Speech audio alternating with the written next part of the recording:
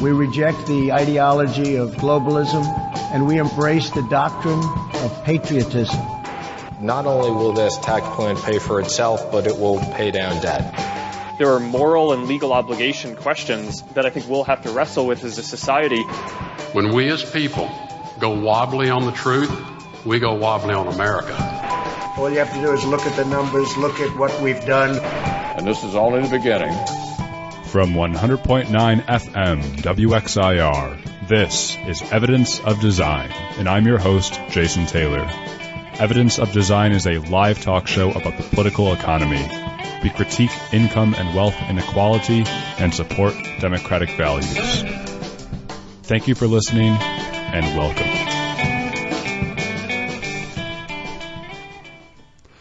Good morning, everyone. You're listening to Evidence of Design on 100.9 FM WXIR in Rochester. It is Saturday, August 22nd. That is the first time the show is airing, which means this is live for you. We are in the WXIR studios. Happy to be here. I'm your host, Jason Taylor, and I'm joined in studio by my good friends and co-hosts for the very first time in months, since I believe before March. We have Mary Lawrence. Good morning. I usually start with Matt Treadwell, don't I? Yeah, I've been here for several weeks. But all three of us, I mean. Oh, yes. And Matt Treadwell. Hello. We're grateful to be able to all be here in studio and share this time with you. The time that we spend on Evidence of Design is to critique income and wealth inequality in the United States. We believe that economic inequality is far too high, and we try to investigate where does that economic inequality come from and what its effects are. Well, there's no shortage of things to talk about recently in terms of the direction this country's going in regards to economic inequality. Mary, this week they announced, well, there's been reporting, New York Times, etc., that the U.S. debt has finally exceeded its GDP. Which means now that we as a country have more debt than we produce in a whole year. And, we produce trillions of dollars of goods and services every year, and now our debt is higher than that. And for a long time, economists and experts were saying, if your debt to GDP ratio ever becomes greater than, 1 to 1, that's not good, especially where debt is greater than GDP. Well, we have surpassed that.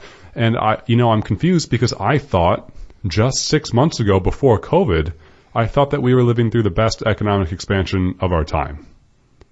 I think certain people are still actually claiming that. Yeah. I think certain people, very, very, very few specific wealthy people, are actually still doing that. Oh, true. Yeah.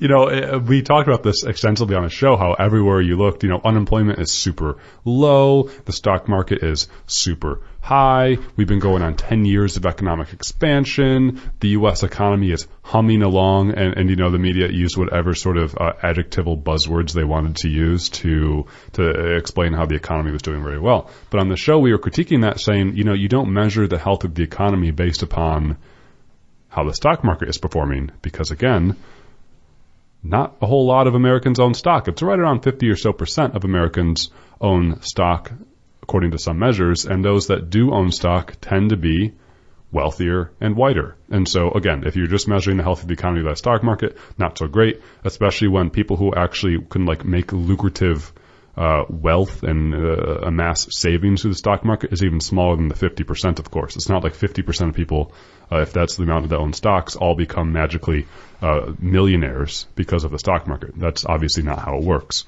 So, one sort of debunked thing is you don't want to measure the health of the economy just through the stock market. Another debunked thing is you don't want to just measure the health of the economy through the unemployment rate. Because I'm sure we all know someone in our lives, perhaps ourselves, who work at jobs that are unfulfilling and don't pay as much as they perhaps could be, or don't have the benefits that we would like them to have. And at the moment, I'm sure that we can also each think of at least one person who's lost their job in the past 4 months. Right. I'm not even bringing into COVID to any of this, but totally hear you, Mary. Yeah. With the COVID thing, and my point is I'm trying to not have people think that the problems with our economy stem from COVID-19. because the problems stem far before and beyond that. And so back, 6+ months ago, everyone's like, best economy ever, stock market, low unemployment rate, yada, yada, yada. That's complete nonsense, because there are people out there on the political stage who've been articulating very well that the extraordinarily high levels of economic inequality that we're living through has been rapaciously continuing and just increasing over and over and over again. And we need to do something about that. And we'll actually hear a little bit about that today. But anyways, I'm sort of just rambling on about this. I can get so revved up when it comes to talking about inequality. We've got a whole show about it, actually. Yeah. We should first say what we're doing on today's show. We will start off with the numbers about COVID-19. We always cover that every week, just sharing some of the week's highlights when it comes to COVID-19 and where we're looking forward in the future in regards to that. What can we expect going forward, and what can we continue to do to try to make sure that our community stays as safe as possible. So we'll start with the COVID-19 numbers, the lay of the land. Then we'll talk about the Democratic Convention this week. Some of you may have tuned into that. I'm sure if you've on social media, you've seen snippets, things like that here and there. We'll talk a little bit about that convention. What are the Democrats? What is their argument that they're laying out for the November general election? And what will we expect to see from the Republicans next week? Oh boy, I simply cannot wait. I wonder who they're going to nominate. Yeah, probably the guy who's received 99+% of the Republican vote. Yeah, that's a good guess. Because what a disappointing party. Anyways, so again, we are live on Saturday, August 22nd, 2020. That means you can give us a call in the studio. You can reach us at 585-219-8889. That's 585-219-8889. And Mary, right before we get to the numbers, I do want to point out that if you've been tuning into WXIR for quite a while, you might have heard that the Joel James comedy show is coming up. Well, it's coming up real soon, because now it's coming up tonight, Saturday, August 22nd, from 7 to 8:30 p.m. Joel James and friends will be performing a one-night-only comedy show outdoors at RCTV's Loading Dock, located at 21 Gorham Street. Hey, I'm there right now. It will be his mask-on, social-distanced comedy show. Joel is beloved by the Rochester audiences, and his new show, Flames with Joel James, has gone viral. He has over 5,000 subscribers, so don't miss a chance to catch him live and in person. Wow, something in person during COVID-19. I've gone grocery shopping for the past 7 months. That's about the only in-person thing I've done. But check that out tonight at the RCTV Media Center, the Joel James Comedy Show. Something that's not so funny, Mary, is COVID-19. That's right. We have some updates on the numbers, as we do every week. And, for the past several weeks, we've kind of joked about the U.S. being America first, leading the world in COVID-19 cases. And I'm just not sure I can joke about it anymore. But we are still there. We're still leading the number of cases in the world. At the moment, the U.S. has almost 6 million cases, over 5,800,000. So that's total cases. And the next highest count in the world is Brazil at 3.5 million, which is still a huge, huge number, but that's over 2 million fewer than the United States. I'm a pretty empirical guy in that I like my ideas and thinking to be based in facts and reality. And so when it comes to correlation or causation, I don't want to assume too much. But it's interesting how both the U.S. and Brazil... And India, which is the next one. And India, but, which India also has a fairly conservative not empirical president in Modi. But it's interesting how the U.S. and Brazil, two of the countries leading the world in COVID-19 cases, are led by people who did not believe in COVID-19 when it started, and in fact have not tried or at all, and indeed have failed to take steps to contain the virus. Again, correlation, causation, not sure, but that's interesting. Indeed. So in the United States, there's almost 6 million cases, and that's compared to a total worldwide of just over 23 million. So, looking at the comparison, that's over a fifth of the cases in the world located in the United States. Around 2.5 million of those cases are active currently. And unfortunately, of the cases, 179,000 in the United States have resulted in death. And that's compared to about 800,000 worldwide. Right now, the CDC is projecting that 195,000 people in the United States are going to die from the virus by September 12th, which, just in case you've lost track of time, as many of us have during COVID-19, that's in about 3 weeks. Previously, the CDC estimated that around 200,000 people would die from COVID-19 by the end of December, and I think that number was maybe a month or two ago that they were estimating it would be 200,000 by the end of the year, and now they've moved that number up to September, which is pretty horrifying. I guess from that, the little bit of good news is that this means over 15 million people have recovered from the virus. At the moment, we don't really know what recovery means. We don't know what kind of lasting effects the virus has, but that is, a decent number of people have. The majority of people who get COVID-19 do recover. Yeah, that is good. And we've seen reports how people who do have COVID and do recover are still left with some lasting effects, like, it's been known to cause sort of neurological or brain problems. It's been known to just continue to cause shortness of breath for quite some time, to continue to cause loss of taste or smell. So, having COVID-19 and recovering does not mean you're scot-free. So it's still a very serious thing.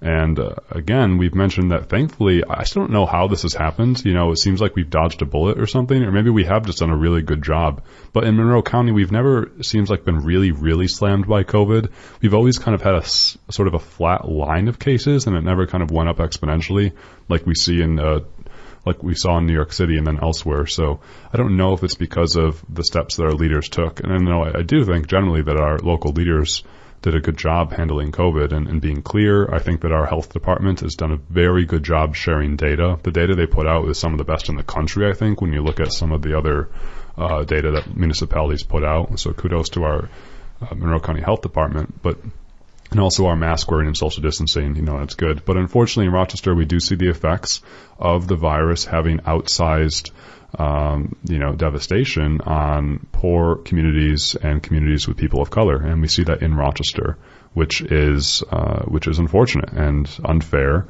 And so we still have to deal with that, and of course the debate is going on with COVID-19 and schools reopening, and also the flu season is coming. And Mary, you shared with me a sort of a statistic that blew my mind earlier this week where, what was it? Last year, only somewhat around 50% of Americans got the flu shot. It was a little bit more than 50% or so. I actually think it might have been less. It might have been around 45%. I don't remember exactly what the number was, but it was for adults over 18. I believe it was around 45% got the flu vaccine. Okay. Yeah, I've gotten the flu vaccine every single year of my life. That's around, 3 decades. And I've gotten the flu vaccine from different places almost every year, and I have not turned into a frog. I have not sort of sprouted another arm, although that would probably be pretty cool. I could, work out 3 times as hard or something. I don't know how math works. But so just throwing it out there that, for the anti-vax community, I don't know how strong that is in Monroe County, but, vaccines I think they're good. I'm going to throw it out there. I think vaccines are good. That's a dangerous political statement. Yes, very niche to base one's reality in facts. I do want to mention, too, that the context in which we were talking about the number of people who had received a flu vaccine last year was in the context of an upcoming so-called twindemic potential. Right. So that's looking into the flu season, which is coming up on us pretty soon. It usually starts in around, end of September, October, as the weather starts to get colder and germs spread more easily, I guess. There is concern that we're going to be hit by a very hard flu season in addition to the coronavirus pandemic, and that people who get the flu will, since their immune systems will already be compromised, they will be then more likely to contract COVID-19, and especially if you're, in and out of the hospital. So it's really, really important this year to get a vaccine to avoid, getting the potential for 2 diseases. both of which are pretty deadly, but one of which is especially deadly. Yeah, I think I've only had the flu twice in my life. I got the flu in February of this year, before COVID-19 really hit. It was, of course, in the U.S., but before we knew how far it was spreading. That was awful. I couldn't believe how awful it was. I actually went to the hospital. I was so sick with the flu. I couldn't move. I was delirious. Yeah. It was horrible. Knocks you on your butt. Yeah, I mean, I don't think that's inaccurate, Matt, but it was like absolutely awful. I heard people say, it really takes you down. Like I thought I was dying to some extent, no joke. And I'm a sort of a healthy individual. And so I can't imagine folks who aren't perhaps as healthy or, I don't know if you can get sick with both flu and COVID at the same time. I imagine you could because they're different things. Yeah, they affect different parts of your system. There's no reason you wouldn't be able to they're get different both. viruses and diseases. And that I just can't imagine. And I've heard COVID is worse than the flu, So this is why we must continue to take steps to physically distance, but not socially distance. We've made that distinction before, saying, hey, it's really important to maintain your level of social contact, still reach out to folks, still have that levity and light in your life that comes from other people. That is essential, I think, to living a healthy life. And so, maintain physical distancing, but not social distancing, and continue to wear masks. And while we're still on the topic of coronavirus, I do just want to mention one last point, which is that a second wave has started to hit in other parts of the world. Obviously, the United States is still riding strong on the first wave of the pandemic with an inability to actually attend to it in a proper way. But Europe, for example, France, Germany, and Italy, this week had the highest daily counts that they've had since the spring. They're still nowhere near the level of number of cases as the United States, but they are starting to see a resurgence, as is the Ukraine and I believe Nairobi. Kenya? Yep. That was something else. Sorry. But yeah, we are starting to see a second wave hit in some parts of the world. So we still have to be quite vigilant. And as you said, Jason, continue physical distancing and wearing masks and taking all the precautions that we can. Yeah, I'm trying to really soak in being able to be outside now. We kind of got lucky in that when COVID really hit us, it was chilly, but we could kind of go outside, kind of not, but it was never really winter. I am not looking forward to winter and social distancing. I think that'll be hard. So right now I'm just trying to really enjoy it and be thankful for what we have, even if a lot of days it seems very frustrating and dark and down. I'm trying to be thankful for what is there. So hey, why don't we turn our attention now to the Democratic Convention? Oh boy, the pomp, the circumstance, the virtual convention, the first time ever. Yay. It was all right. We'll talk a little bit about that. We want to remind you that you're tuned into 100.9 FM WXIR and you're listening to Evidence of Design. We will be right back to talk about the Democratic Convention. Hang on. My Bloody Valentine with the song Only Shallow. And this is Evidence of Design on 100.9 FM WXIR. Matt, Mary, listeners, hello. Hi. You can give us a call, listeners, at 585-219-8889. Transform yourself from a listener into a participant, 585-219-8889. We are live in WXIR studios on Saturday, August 22nd. This week was the Democratic National Convention. It came, it saw, it conquered. Congratulations, everyone. Joseph R. Biden. Is that his middle name? R? I don't know. But he's right. He's now the official Democratic nominee. He's no longer the presumptive Democratic nominee. That's like when you have to talk about Donald Trump's alleged sexual assault allegation. It's always alleged. we don't have proof, which, again, as being a fairly empirical guy, there's, let me take a tangent here. There's really is an art to plausible deniability these days. I think Donald Trump is really good at that. To give him credit, he's a master at plausible deniability. And Republicans are really, really good at giving the benefit of the doubt when it comes to plausible deniability. That's essentially the age of what we're living in. The age of plausible deniability and the age of benefit of the doubt when it comes to giving people that with plausible deniability. I think there's something very important to follow the facts and whatnot, and you're only guilty until you're found that way through court of law and put the facts in front of people. But plausible deniability, that's where we're at with the internet age. Yes. So why don't we start the conversation about the Democratic National Convention by listening to what Senator Bernie Sanders had to say. This was a high-profile speech from Senator Sanders because, again, he was the leading contender throughout the primary for a good chunk of time, and he seemed to be kind of pulling away, but then there was that moment when Joe Biden won South Carolina, and then everyone kind of fell into place behind him. All of the other candidates sort of dropped out in one fell swoop and then nominated Joe Biden, and then he pulled up. Remember that Joe Biden was in like 5th place for the first 3 or so states, and they were like, what the heck's happening to Joe? He's the former vice president. And then the Democratic National Committee and all the other candidates, they kind of came together and said, well, we don't want Sanders, we want Joe Biden. And that's what happened. So this was a high-profile speech from Senator Sanders. What would he say, given that he was kind of the runner-up? And again, this is the second time in a row that he was the runner-up, having been the runner-up to Hillary Clinton in 2016. So let's hear from Senator Sanders, apart from his speech at the 2020 Democratic National Convention. Unprecedented crises we face. We need an unprecedented response, a movement like never before, of people who are prepared to stand up and fight for democracy and decency and against greed, oligarchy, and bigotry. And we need Joe Biden as our next president. Let me take this opportunity to say a word to the millions of people who supported my campaign this year and in 2016. My friends, thank you for your trust, your support, and the love you showed Jane, me, and our family. Together, we have moved this country in a bold new direction, showing that all of us, black and white, Latino, Native American, Asian American, gay and straight, native-born and immigrant, yearn for a nation based on the principles of justice, love, and compassion.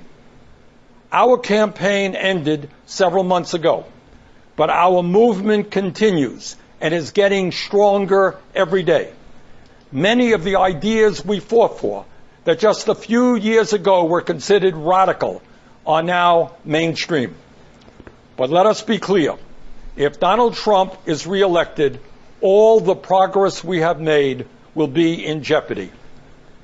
At its most basic, this election is about preserving our democracy. During this president's term, the unthinkable has become normal. He has tried to prevent people from voting, undermined the U.S. Postal Service, deployed the military and federal agents against peaceful protesters, threatened to delay the election, and suggested that he will not leave office if he loses. This is not normal, and we must never treat it like it is. Under this. So that was a little bit of Senator Bernie Sanders' speech at the 2020 Democratic National Convention. The full speech is around 8.5 minutes. We listened to a little less than 2 minutes. I think you hear Senator Sanders trying to walk a line there. We know that the Democratic Party is going through a mild civil war, perhaps an ideological debate we've talked about before between a more progressive wing as idealized by Sanders and a more moderate wing as idealized by Joe Biden. The Republican Party, we haven't seen that happen. A lot of folks... I would say we have. In what way? In the lead up to the 2016 presidential election, the sort of battle between, I guess what you would call Reagan-era Republicanism versus this new form of Trumpism. Yeah, That's true. I guess where I was going was that a lot of folks thought that the Republican Party would go through that internal schism, but instead it's been totally co-opted by Trumpism. And it's been very interesting to see that. There are reports that the vast majority of elected Republicans are not happy with Donald Trump. However, they're fine with most of his policies. They're just not happy with how he communicates. How he conducts himself? Yes. And so, his policies are fine. You can build a wall. You can do this or that. You can try to be a dictator. So long as you cut my taxes, that's okay, And so you just sort of haven't seen the same internal schism as you see in the Democratic Party. And I think there's a lot of different really compelling reasons for that. One, I think the Republican Party is a lot more homogenous in all senses of the term, besides for class. The Republican Party is mainly white. Yeah, right. For race, it's very homogenous. It's essentially all white. It tends to skew older. The Democratic Party is much more diverse. And indeed, that's part of its strength, but it's also part of its weakness. And so that's why I think in part you're seeing this internal debate in the Democratic Party. And I don't think that's necessarily bad. Debate is fine and healthy. And so anyways, what you hear in Bernie's speech, I think, is him trying to walk a line, saying to his supporters, like, look, we have moved the ball down the field on a lot of issues. We will continue to fight for this movement. Please vote for Joe Biden if you support me, because we cannot afford to reelect Donald Trump. Because if you think we're going to get any of our policies passed with Trump, obviously we won't, but not even that. We might not even have the opportunity to even participate in such a process again, because he will fundamentally destroy the democratic process in the United States of America. I seem to be, I'm speaking from memory here, but I seem to remember Bernie Sanders' campaign holding out for much longer during the 2016 presidential election when he was running against Hillary Clinton for the nomination, as opposed to this time around. And maybe that was partly influenced by the fact that, we're dealing with such a enormous public health crisis.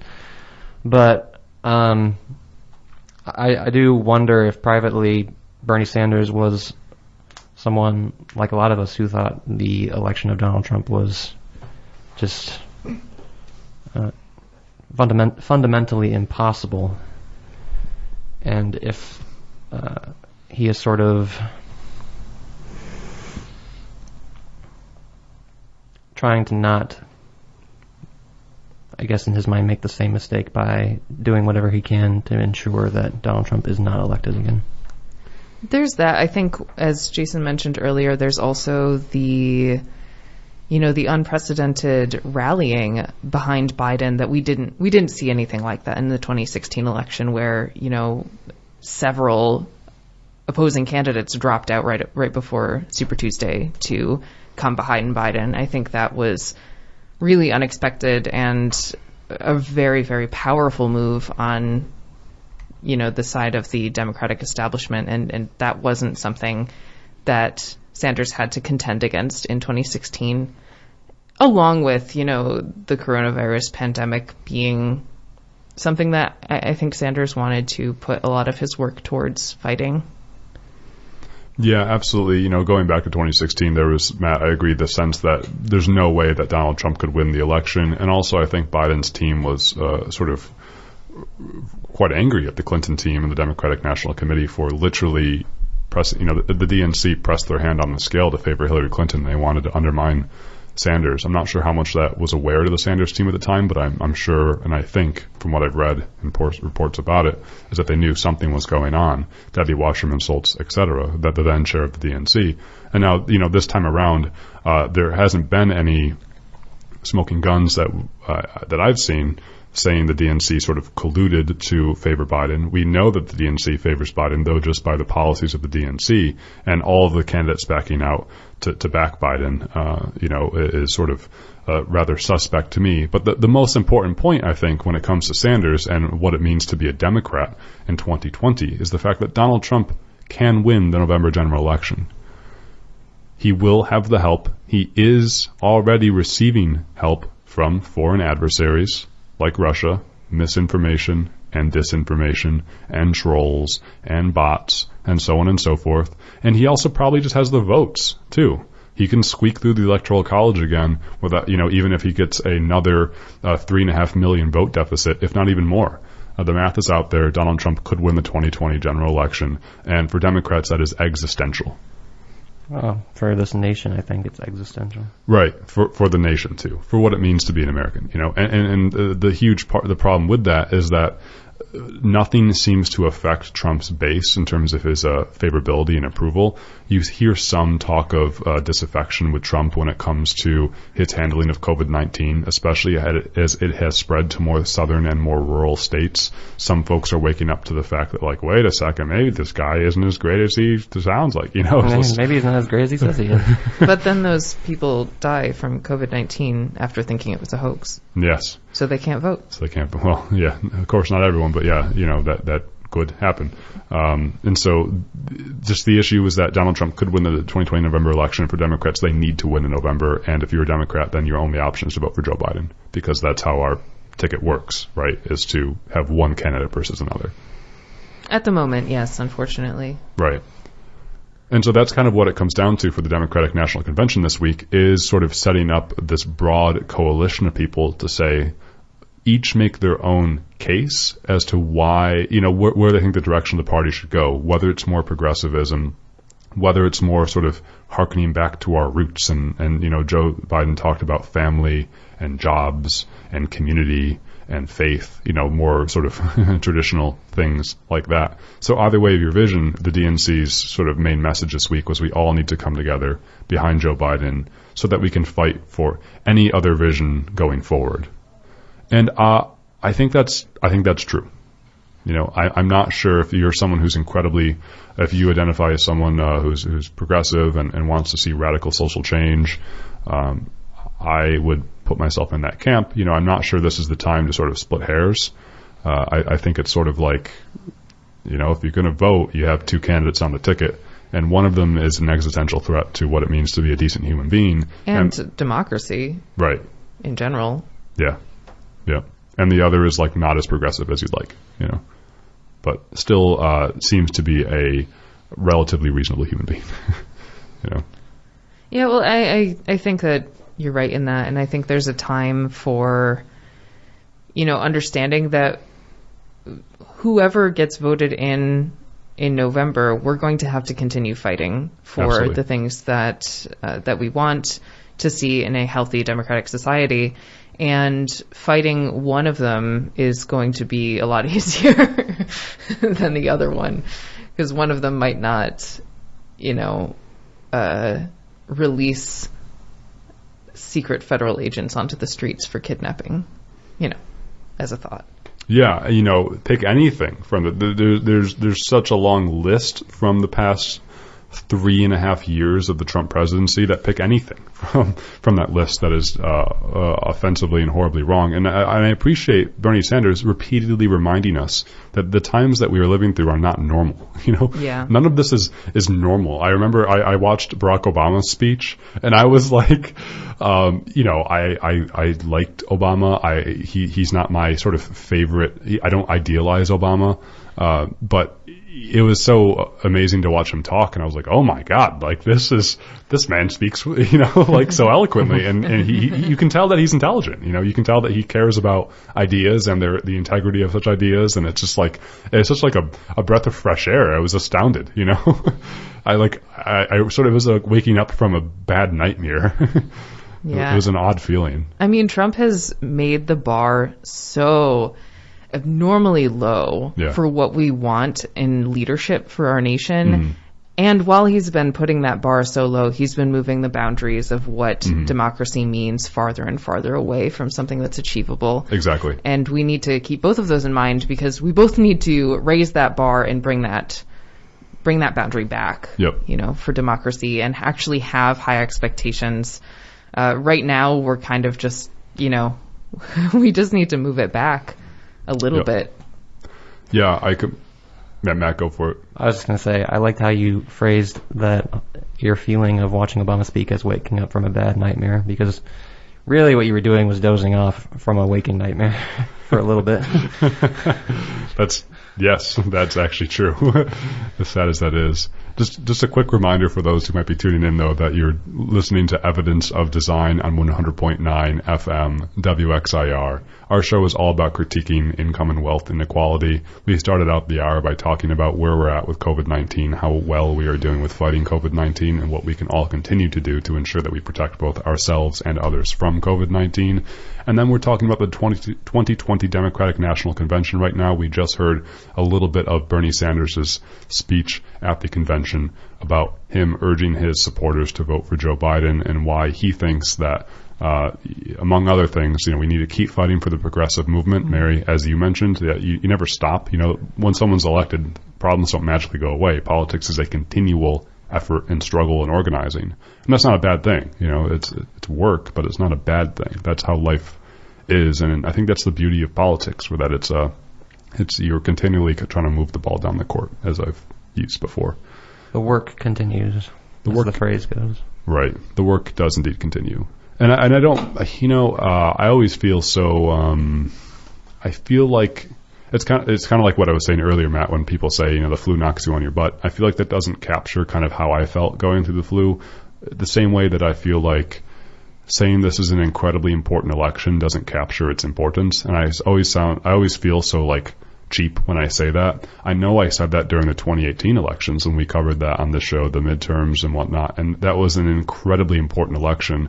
And indeed, I know the past 2 years might have not seemed so great, but having the Democrats get control of the House was huge. It launched the impeachment investigations, which of course will go down in history as one of the most cowardly acts by Republicans, where only Mitt Romney voted for it.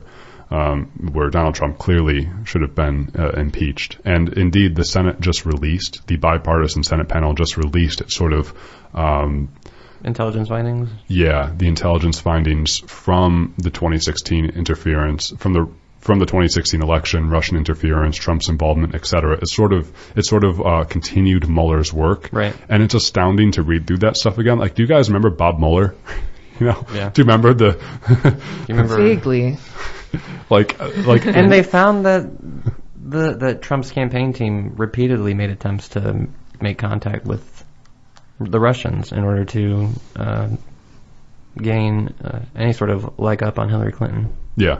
And it goes to what Mary's talking about, where the bar is just so low, and Donald Trump cannot win in 2020. And he's going to try to do every single thing he can. He already is. He's trying to defund the post office. He's sowing discord. I guarantee you, there's going to be an October surprise, whether it's from Bill Barr, whether it's from Trump, doing whatever else. This is going to be an incredibly ugly next 2 to 3 months, especially as we're all dealing with COVID-19.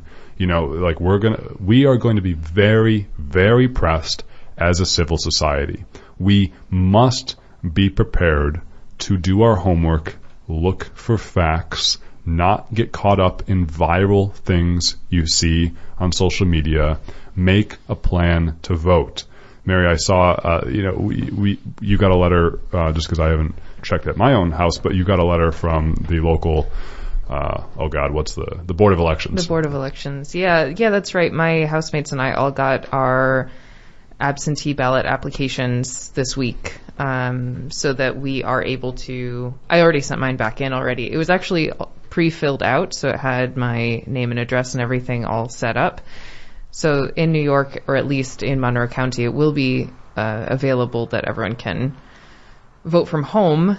However, we're obviously concerned about the post office. But as we're getting these letters, I think it's really important to make sure that we're sending them back in right away so that we can get our ballots in time. We're going to need to send them in very early if we're going to be voting from home. Yep. Because, again, efforts to defund the post office. The post office is already struggling thanks to COVID-19. So there are layers of problems, and even top leaders in the Democratic Party are saying, if you want to vote, make a plan to do it. Start right now. Request the day off from work. Right now, make a plan with people. COVID's going to still be out there. In fact, it might be worse come November 3rd, the election. Yeah. There will be early voting. There will be absentee voting. There will be in-person voting. Do your homework. Figure those things out. Make sure you're registered to vote. You can check all of that online right now at monroecounty.gov by looking for the Board of Elections page. Start now preparing for that, because this is going to be a very ugly campaign season, I think, and we don't know what Trump's going to do. I mean, we can probably expect that no matter what, the results are going to be contested. Great point, too. Yeah, we will. It is almost certain that we will not know who the next president of the United States will be on November 3rd and 4th, because of the amount of ballots that one will receive through mail. It will take some time, and so we'll need to be patient, and we'll need to not be caught up in misinformation and disinformation. There are foreign actors out there, and there are domestic actors out there. We need to trust those in positions of authority. From institutions we trust. I'm sorry. Yeah, just make sure you clarify on that. Right. So because, of course, some people are in positions of authority who are destroying the institutions that they're supposed to be leading. But, for instance, the health department is a good example of still an authority that I feel comfortable trusting, so things like that. So I'm not trying to be dramatic. I'm trying to, this is serious, this isn't a game. This isn't a joke. And so start thinking now about how to prepare for that. Yeah, I think that's a good point. I also want to mention just the amount of effort that the Trump campaign is already putting into advertising. Like, as I am someone on this show, we already know that I'm pretty far to the left. And one time I did a Trump survey and, answered it as a leftist would. And I checked the email that I put in because, in order to submit the survey, you have to put in an email. And so I put in my secondary email that I only check like every 2 months. And I checked it recently.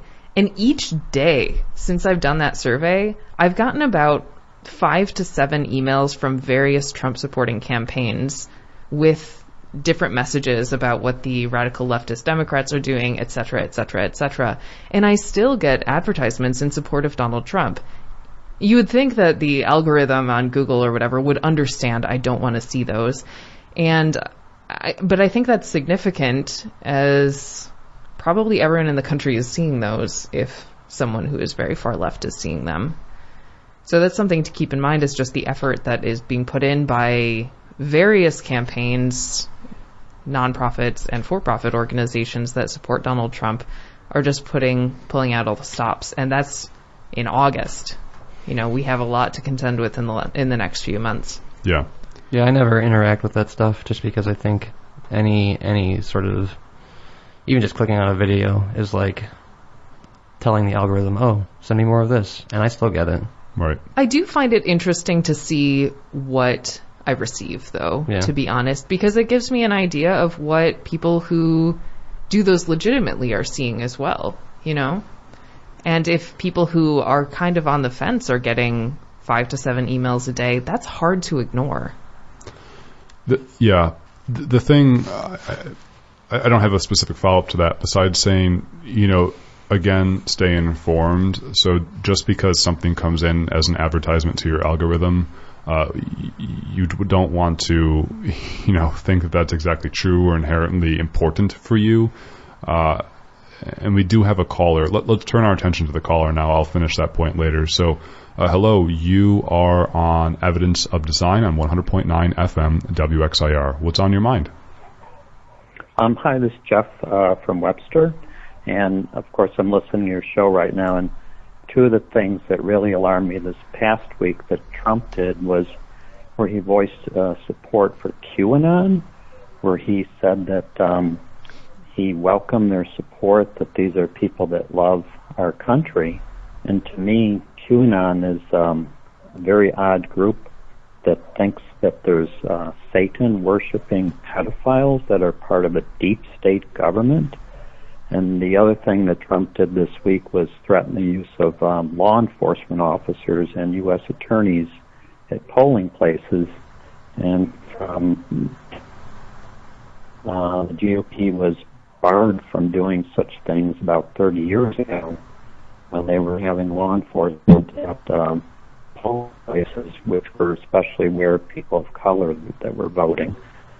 Just mentioning those two things is among the other scary when Trump is espousing certain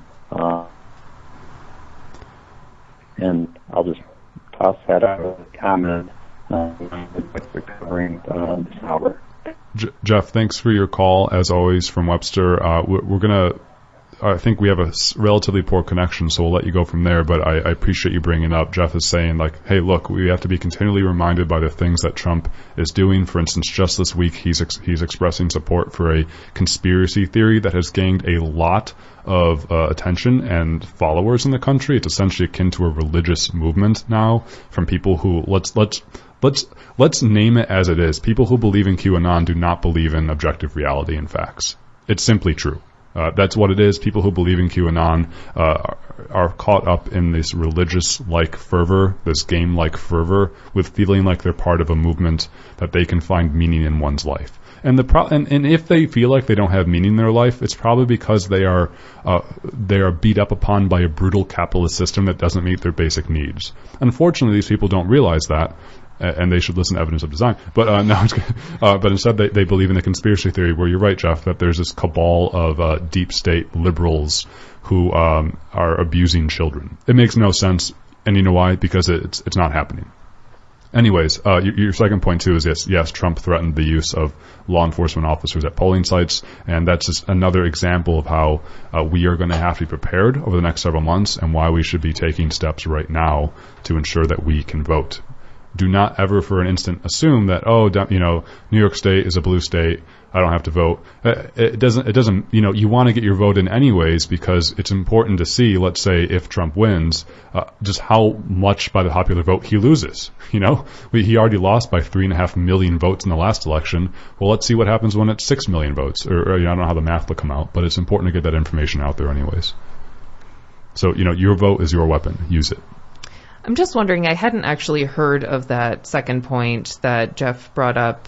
What was the context, if there was any, if you're familiar? It's just Trump saying that he wants to protect our voting system. Oh. He says, and that's code word for saying he doesn't want non-Republican voters to vote. Right. Yeah, he wants to support voter disenfranchisement. Right. Yeah. It's the age-old Republican strategy of modern politics to not let other people vote, because Republicans win when less people vote. And Trump has made that clear. Yes, he said that. Trump has said that. If there's one good thing that's come out of Trump is he says what the Republican Party has been hiding for decades. That's what he means. Yeah, he says what he means. When he says that he wants less people to vote so he can win, he means that. That's not plausible deniability. That is what it means. When he says he thanks QAnon and thinks they're the best patriots out there, that's what he means. He thinks that this group of people who believe in, Well, yeah. Yeah. It's not plausible deniability. Because they support him. Yeah, because they support him, and they support his agenda. When he calls them the biggest patriots, in order to be a patriot now in the United States, you have to be pro-Trump. You have to be pro-Trump. You have to be pro-authoritarianism, and you have to be, we don't even have time to get to the economic arguments or any of this, because the political arguments are also obscene, and the social arguments. And that's my problem with our political statement, is like, we have so much work to do in regards to the economy, and we never have a time to get there because we're so busy talking about the obscene social and political aspects of all this. And that's probably part of their game plan too. If this was a normal functioning country, the political debate would be surrounded upon Bernie Sanders' brand of leftism and Joe Biden's brand of leftism, not between Joe Biden and the death cult that is the modern Republican Party. Yes, absolutely. And so, Jeff, thank you again for calling us at 585-219-8889 on 100.9 FM WXIR in Rochester. As we have a few minutes left on the show, we'd invite anyone else who wants to share their thoughts, 585-219-8889. Jeff, you were connecting by bringing up QAnon to the point I was going to make right before you called, and that's that we are already living in a very polarized country. If you listen to Tucker Carlson, et cetera, Fox News, you are, in your own camp. This is how we get Trump's flat approval rating at 41% over the past 4 years, no matter what he does. I'm reading a lot of reports now about people who, and I've talked to people too about this. So who do you support, Trump or Biden? Well, I got to go for Trump. I don't really like how Trump acts, but Biden can't even form a sentence. He's delusional. He's delirious. He has dementia. And there are people who actually believe that, I don't know if Joe Biden at 78 years old is the most cogent person out there, but he's standing and walking and talking and thinking and fighting. And, Trump is also standing, walking, thinking, talking, fighting. But, Joe Biden... Joe Biden speaks better than Trump. It's Again, the bar is very, Yes. very low. right. Like this is where we are. People who just they see Trump ads, or they see the fake ads and misinformation that's put out there, where Joe Biden's like stuttering over his speech and like essentially drooling while talking. And they're like, "Wow, how can the Democrats put this guy up?" It's like, do you actually think if Joe Biden, like literally certifiably can't form a sentence, that he would be up there on stage and that the Democratic Party would have put him up there? No. There's other people out there who could have ran. So it's just so sad how low the bar is. And now we're actually going to elect a QAnon supporter to the House of Representatives from Georgia, So it's very sad. And so, okay, let me connect it back to the economy. Why this is so sad is because we are so polarized in terms of where we live, in terms of what our income levels are, in terms of what our past histories are. Georgia can elect a member to the House of Representatives who's a QAnon supporter because where she comes from that district in Georgia is like nearly 100% white and Republican, And why it's that way is because it's been gerrymandered that way, and why it's that way is because after World War II and redlining and so on and so forth, we all split up where we were living, also thanks to racism, to be essentially African Americans in cities and white people in suburbs and rural areas, And so we're living with that legacy, and then it transmogrifies into political representation and power, and it's not good. So the economy always influences politics and vice versa. And it's very hard to change that once the rules of the road become that way, because voters are all skewed together in those blocks. And it's very worrisome. So I guess it just reminds me to say that make a plan to vote already. Be ready in November. Stay informed. Take your time and figure out what's truth and what's not. And don't be caught up in viral social media ads, things of that nature. And I know we can't make a call to, tell people to do specific things, but we should, I think it's very important to make sure that we are registered to vote in, no matter where we live. It is really, really important to be voting in this election. And right now, the best thing to start that is to make sure that you're registered to vote and then put in your application for an absentee ballot. Yeah, I personally would like you to vote for people that I support too, because that's convenient to my political interests. But I'm also happy if anyone votes, because that tells me that you believe in democracy, and that's really important to me. And fundamentally, we can agree to disagree about who we elect as long as we believe in the underlying political system. But we can't agree to disagree if you do not believe in the same political system that I do. And so even if you don't vote for who I want you to vote for, the fact that you're voting is good, in my opinion, because that means that at least we have that in common, where you think it's important enough to vote and that you believe fundamentally in this system where the person who gets elected gets, well, in theory, the most votes. But and it would be maybe more than 24% of the voting eligible population that would be choosing the president. Right. Exactly. I mean, in presidential elections the past time it was 65 to 70%, so it's pretty high. But in general, not a lot of people vote, especially those who are of my age. But hey, we have to end our show here on 100.9 FM WXIR in Rochester. Thanks for tuning in to Evidence of Design. I want to just remind you, we started out the hour by saying that if you could use a laugh right now, I know I always can after doing this episode, join us for Joel James and Friends tonight. He's doing a one-night-only performance outdoors right here at RCTV's Loading Dock stage located at 21 Gorham Street. His mask-on, social distance comedy show is again tonight, Saturday, August 22nd from 7 to 8:30 p.m., He's beloved by Rochester audiences, and his new show, Flames with Joel James, well, it's gone viral. And to me, it's not a political ad that's gone viral. So that's all right, That's all right. Or a virus that's gone viral. Or a virus that's gone viral, indeed. So, details and reservations, you can find out more at rctvmediacenter.org. And to find out more about Evidence of Design, you can find our YouTube channel search for the Evidence of Design YouTube page. Mary, we did an exercise this week where I looked up Evidence of Design on my phone because I go to it all the time. It immediately pops up. You search for Evidence of Design on your phone, and it took like 3 screens to get through to find it. So awesome job, team. Matt, Mary, we're really killing it with these bots on YouTube, and that's probably our fault because we podcast our episodes on YouTube. What radio show does that? This one. Only this one. I've been meaning to change that for 3 years, and I haven't. So, if you care enough, go on YouTube, diligently search for the Evidence of Design YouTube channel. And so, coming up next is the Esquire Hour. They always put on a killer show. Stay tuned for them. Until next time, be well, be safe, take care, and bye-bye.